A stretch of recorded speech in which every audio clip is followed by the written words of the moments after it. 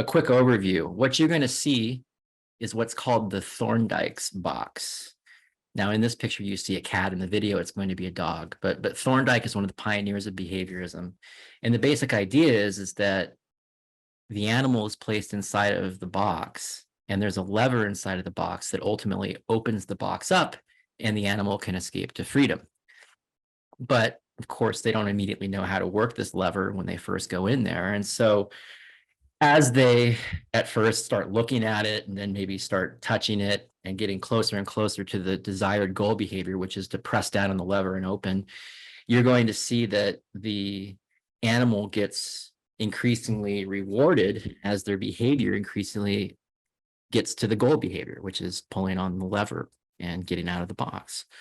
And so you're going to see that over time, the animal is going to draw more and more of a connection between what their behavior needs to be and what their desired outcome is. And so you're going to see over time, the time required to get out of the box decrease.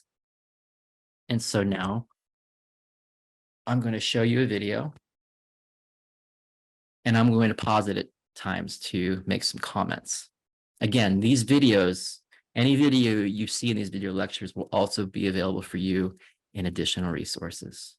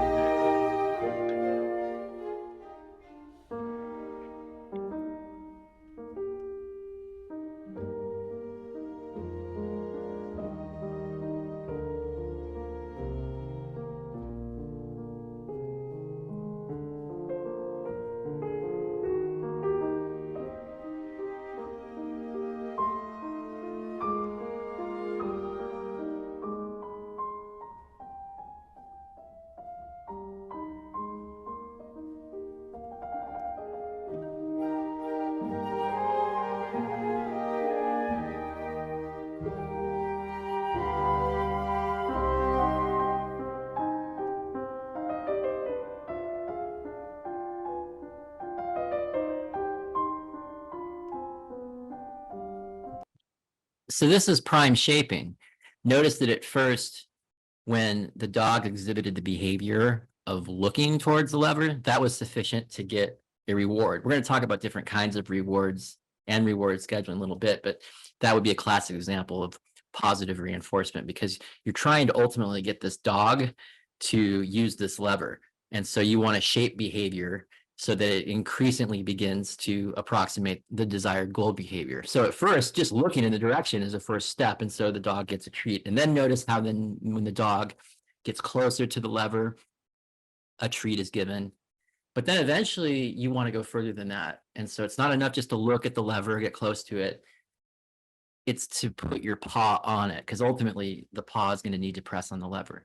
And so now it has to touch the lever, say, before it gets a treat. So I hope you can see how what's happening here is that shaping is taking place, where you're having these successive iterations of closer and closer to the desired behavior that you're trying to shape.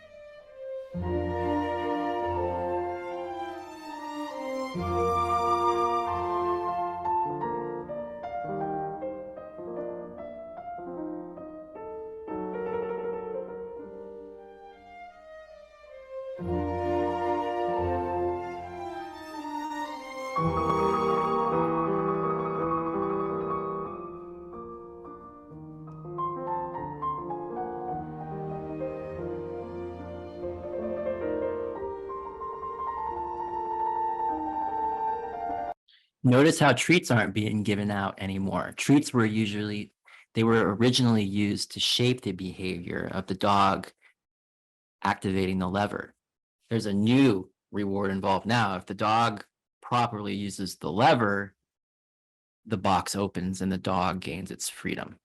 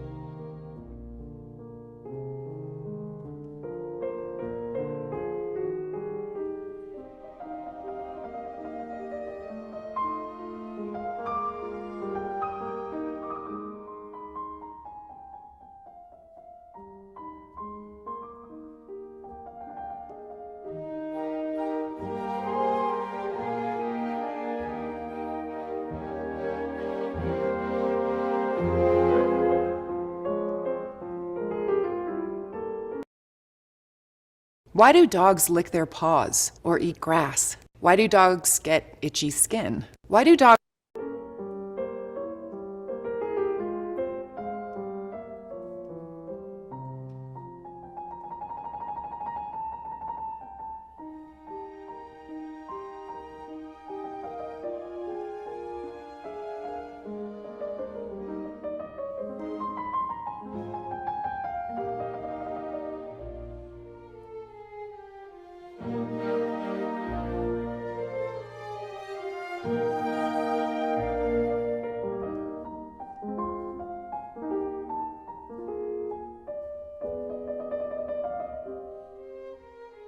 So hopefully it's fairly clear at this point that you're seeing a decrease in the time. And that's graphically in that previous slide that I showed, that's what you're seeing is that over time, the connection between what you need to do and the outcome that follows from what you need to do, it becomes more and more of a tight connection, and it takes less time for an escape from the Thorndike's puzzle box to be made.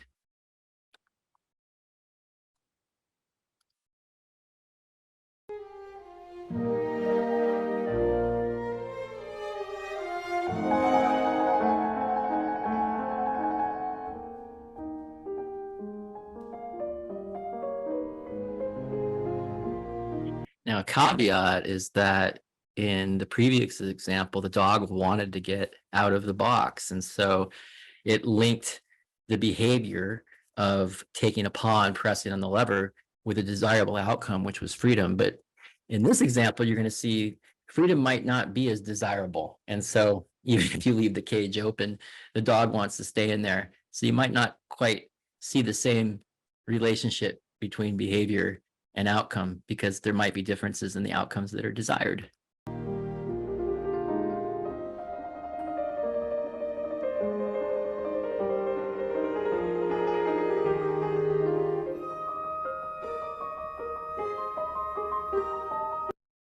Hope you understand that the child in the cage is just a reenactment. And what they're trying to demonstrate is now when we're going to get to fading. Because remember, the behavior was shaped such that as the behavior got closer and closer to pressing on the lever, there were rewards that were given. And then eventually the dog made the association that if it pressed on the lever, it gained its freedom. But now what's going to happen is if you seal the door shut, the dog is going to press on the lever and it's not going to get its freedom. And so the idea is that now they're going to be fading away the association between pressing on the lever and gaining freedom.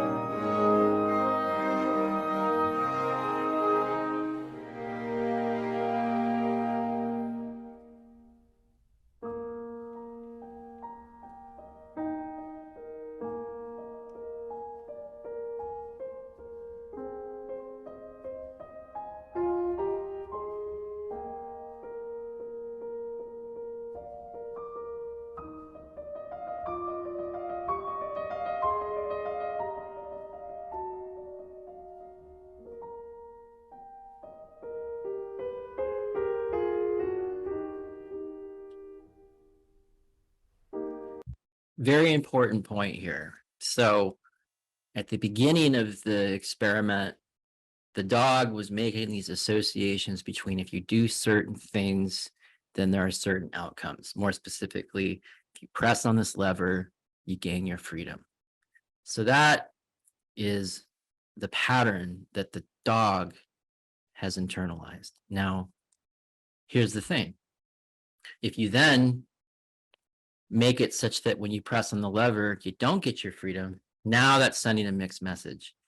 And so this is a very important point, say, if you're raising children or you're caring for pets, it's very important to be consistent, i.e., it's very important that your child or your pet gets a consistent sense of when you do certain things, then the consequences are going to be certain things. Because if the child or the pet begins to at first think, okay, well, if I do this, then this happens.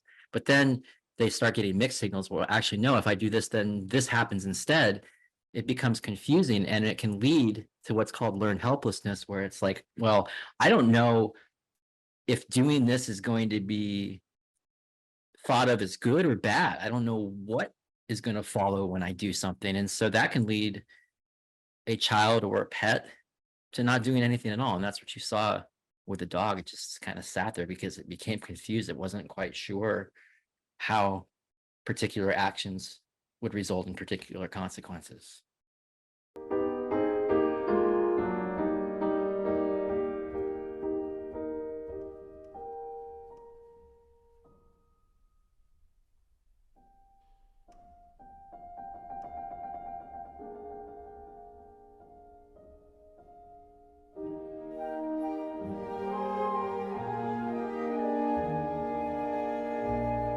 So the gate can now be opened again. And you can see that the animal still had a sense of a relationship between the lever and that gate. So you can fade away associations, but those associations can return.